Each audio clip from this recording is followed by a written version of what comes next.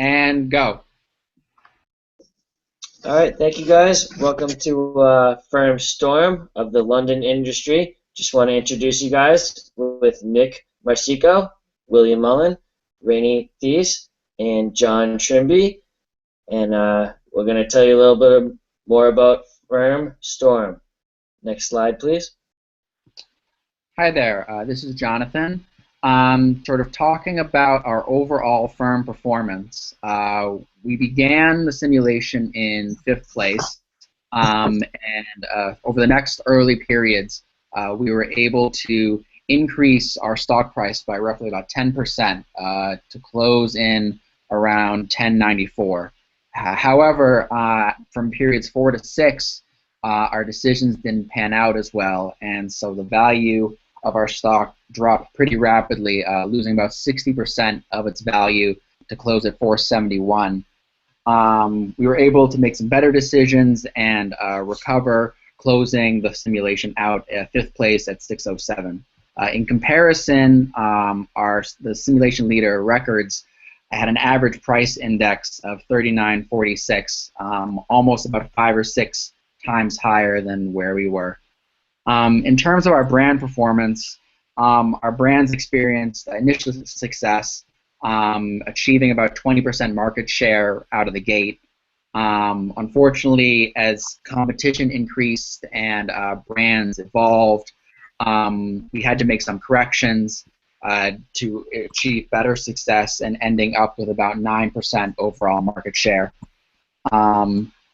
Looking at our individual brands, for soft, we initially targeted the Savers segment, resulting in strong brand awareness around 54%, but we had poor purchase attentions around a 7% and brand perceptions, which were about 1 to 2 degrees off the ideal value. We ultimately decided to kill this brand after the first period. For Solo, we initially targeted the Savers and Shoppers segment with strong brand awareness at 59% and good brand perceptions, but we only received average purchase intentions around 11%. As the values changed, we had to update this brand's attributes in order to stay competitive. For Sonar, we introduced this brand later in the simulation in order to target high earners and professionals. We again achieved good brand awareness around 38% and 8% in purchase intentions, and had good brand ideals with less than 1 degree off the ideal value. We again also had to update the brand's attributes in order to meet the ideal values. For Sancho, we introduced this brand midway through the simulation, period 5, to target savers and shoppers. With increased competition, though, we only saw average brand awareness at 34%. And average purchase intentions at 5%, even though our attributes were very in line with the consumer ideal values. For Sophia, we introduced this brand near the end of the simulation in period 7 in order to target explorers. Again, since this was near the end of the simulation, there wasn't a lot of time to generate brand awareness, which resulted in low percentage at 13% and 3% purchase intentions. However, we did receive a high brand perceptions, which are in line with the ideal customer values. Looking at the segment performance for each of our brands, we had mixed success for each of them. For Sophia and Sonar, we saw success with explorers and high earners as Sophia finished with the #1 brand share for explorers, while Sonar finished with the 2nd highest purchase intentions for high earners at 20%. Unfortunately, our other brands didn't fare as well, while Sancho finished with the 5th highest brand share at 9%, and Solo finished with the 4th highest brand share.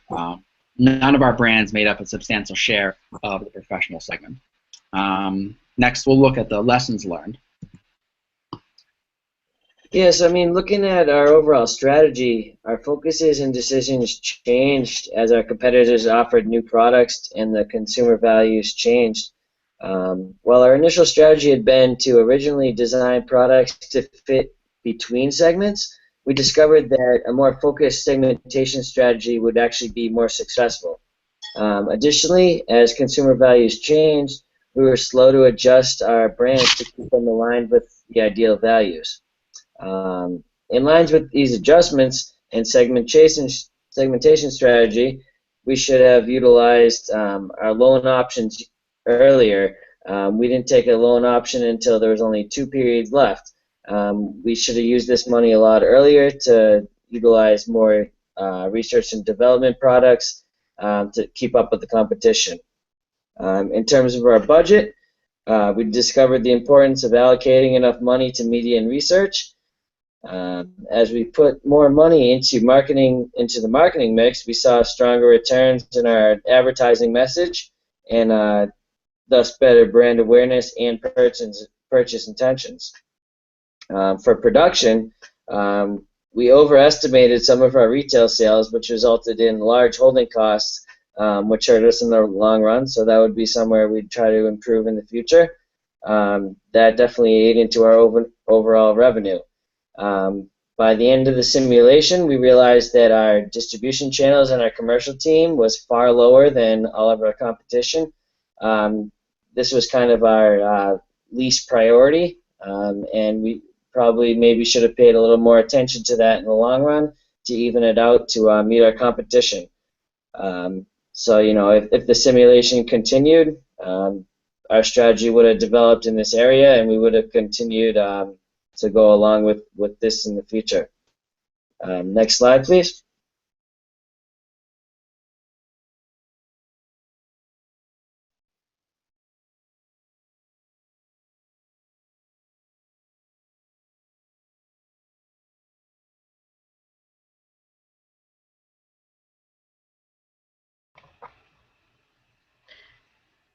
Okay, so in regards to segmentation and targeting, MarkStack definitely reinforced the importance of market segmentation. Fortunately, the simulation was nice enough to identify and profile the distinct groups that we had to advertise to, which were savers, shoppers, explorers, high earners, and professionals. In addition, prior to the start of the simulation, it also supplied us with the different needs, the different shopping preferences, and described each segment's purchasing habits, such as where they shopped and their income levels. This information was beneficial not only to designing and researching products, but it also was helpful when we allocated our budget so we could be as effective as possible. When it comes to selecting and rating market segments, when we retained all that information from market research, it made it easier to better understand each segment, what their values were, what their demands were, and how they perceived our products. And it also made it easy to measure their preferences, how accessible and substantial each market was, and how differentiable each market or each segment was, and whether we should take action in each market. It also played a very critical role in how we met our objectives as a firm and how to utilize our resources. In regards to target market selections, meaning mass marketing versus differentiated marketing, we first started out with 2 product lines, Soft and Solo. We eliminated Soft, then we had Solo and Sonar, and we tried to expand those across multiple markets, which was ineffective. So by understanding the demands of each segment, we did differentiating marketing where we created a specific product for each segment that met the demands, the preferences, and the income levels of each segment. Next slide. In regards to products, we believe that all the products within the Sonite industry, including Storm's products, are durable products because they are tangible and they survive many uses. In addition, it fulfills the description of a durable good by being expensive, and it requires more effort to sell, meaning there's more personalization, utilizing those commercial teams to really promote those products for all of the firms within the Sonite industry, and it also commanded a higher margin. In regards to product differentiation, it discussed whether whether shopping goods versus specialty goods. They're obviously more specialty goods because there are specific products that specific segments want to buy. In terms of product line analysis, we definitely had to focus on evaluating our sales and profits, not only comparing products to products, but also comparing our products to our competitors and understanding our relative positioning within each product line for each segment. And whether we were going to maintain what we had, build on it, or just cross it out and get rid of a line. In terms of line stretching, in regards to that concept, we started kind of in the middle, and what we did was we did up market stretch and down market stretch, so two-way stretch, where we fulfilled the majority 4 out of 5 segments by creating products for each line and meeting the demands and preferences with specific products that met the ideal values for each segment with the product development. Next slide, please. In terms of price, as it focused on in the book, and what we really noticed and observed throughout this whole simulation is that price played a very important factor in the purchasing intentions for every segment.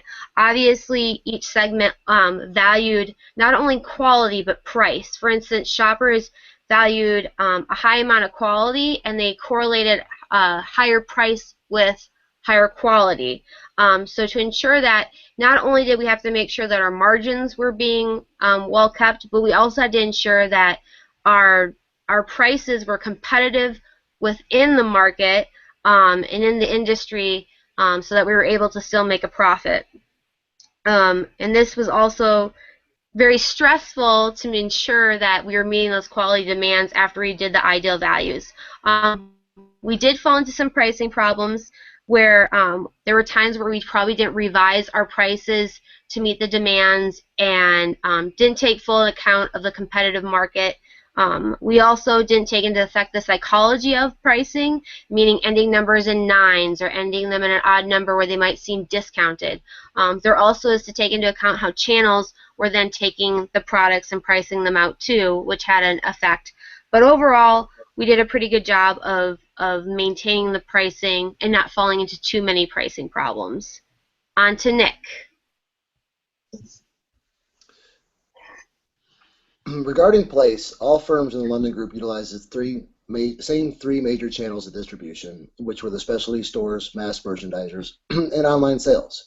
Our products were not unsimilar to the others and sold mostly in the mass merchandise and specialty stores, with the smallest volume outlet being in the online stores. Although the actual number of distribution channels remained the same, the shopping habits changed regularly throughout the simulation, and by the end the segments had quite different habits from the beginning. This proved to be a problem for us at first, as we didn't pay enough attention to the changes in those habits or notice the trends related to the habits either. When launching products and modifying products early on during the simulation, we didn't have enough focus on the increase of not only the market segments, but their preferred places to shop. For example, online shopping grew in all 5 segments, even when the amount of shoppers in those segments began to shrink. Another trend we didn't take into account of was the actual increase in the market size. The amount of savers increased from 3.2 million to 9.9 million, and the amount of shoppers increased from 2.3 million to almost 9.2 million during the simulation. And both those segments preferred to shop in the mass merchandisers, but also saw their online shopping presence more than double during the game. One facet we overestimated was the number of products in the channels for each segment. Our strategy in the beginning, as was stated earlier, was based on trying to create a few products that appealed to multiple segments, in part to make them appealing to mass merchandise and specialty stores. However, with the actual growth in the market, we failed to realize the amount of consumers could support several brands available. Along with not being attentive to the growth trends and the shopping habits, we didn't place enough emphasis and importance on our personnel and the commercial team within the distribution channels. We started with 2 products and ended with 4 concurrent products selling in the marketplace.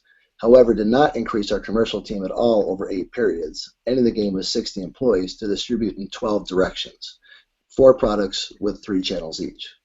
Conversely, the top firm of the simulation, Firm R, Records, employed over 5 times the amount of commercial teams we did, with 305 employees pushing their products out to the consumers. Next slide, please. From a promotion standpoint, This was an area where we actually excelled and was with our advertising and research perceptions by the consumer segments we served. For all 8 periods of the simulation, we had either good or excellent perceptions on our brands, with the vast majority receiving excellent marks. When new products were introduced in the market, our firm experienced a significant jump in brand awareness, especially with the Sonar and Sophia brands. As stated earlier, Sophia didn't have a huge brand awareness, but ended up in the top of its class for market share within 2 periods. This is attributed to having a strong balance in not only media advertising, but market research as well.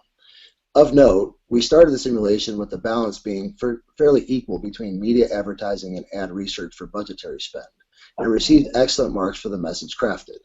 During the last periods, knowing we were coming to an end, we took the money out of the research and boosted media advertising, and our results were very similar to the earlier periods. A possible conclusion to draw was that we overspent early on the ad research once we reached that excellent response. Going forward, we may have tweaked that some more. A downfall we experienced was not having enough budget to increase our promotions because of the low sales of our relatively few products we released. Our original strategy incorporated eliminating products that weren't very successful. However, this proved to be ill-advised because eliminating products, we also eliminated the extra revenue. Another downfall was that we were unable to generate a significant market awareness for our products with excellent messages, even though it didn't always translate into increased sales. Several times over the course of the exercise, we did notice strong numbers regarding market awareness, but very weak results. Not to interrupt. We're at 17 minutes right now. We're going to have to redo it. Oh, shit. All right. All right.